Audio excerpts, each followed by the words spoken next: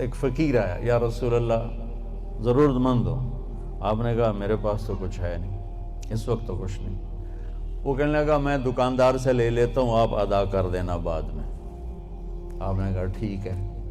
تو حضرت عمر پیچھے سے بولے یا رسول اللہ یہ بھی کوئی انصاف کی بات، آپ کے پاس ہو تو آپ خرچ کریں، ہے نہیں تو اگلے دا ادھار سرتے چاہتے بہ جاؤنا یا رسول اللہ، یہ کام ٹھیک نہیں. تو ایک وہاں صحابی بیٹھے تھے عبداللہ بن حذیفہ، کہنے لگے یا رسول اللہ ٹھوک کے رکھو، انفق ولا تخش من ذی العرش اقلالا، یا رسول اللہ خرچ کرتے آئیں اور اللہ سے کمی کا ڈر نہ کریں. تو آپ نے مسکراتے ہوئے فرمایا بہذا امرت، مجھے بھی میرے رب نے اسی کا حکم دیا ہے. اللہ کو سخی سے پیار ہے، بخیل سے نفرت. اور جب اللہ ناراض ہوتا ہے تو پیسہ بخیلوں کو دے دیتا ہے اور حکومت نکموں کو دے دیتا ہے اور بارشیں بے وقت کر دیتا. موسیٰ علیہ السلام نے پوچھا یا اللہ ہمیں کیسے پتہ چلے گا کہ تو ناراض ہے؟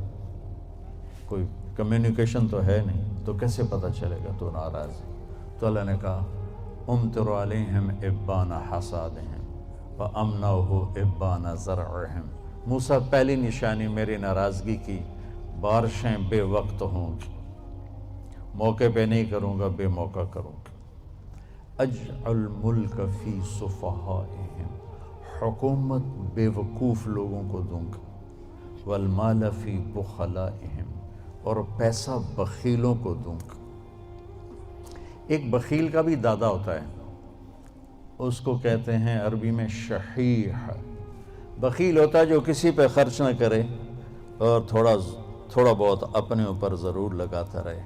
اور شحیح وہ قسمت کا مارا ہوتا ہے جو صرف گننے کا مزہ لیتا ہے اور گن گن کے قبر چڑھ جاتا ہے تے آپ بھوکے دا بھوکا رہ جاتا.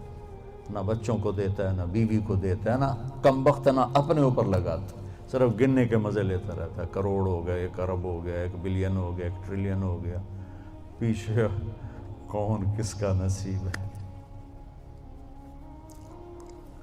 موسیٰ علیہ السلام نے پوچھا اچھا یا اللہ جب تو راضی ہوتا ہے تو پھر کیا نشانی؟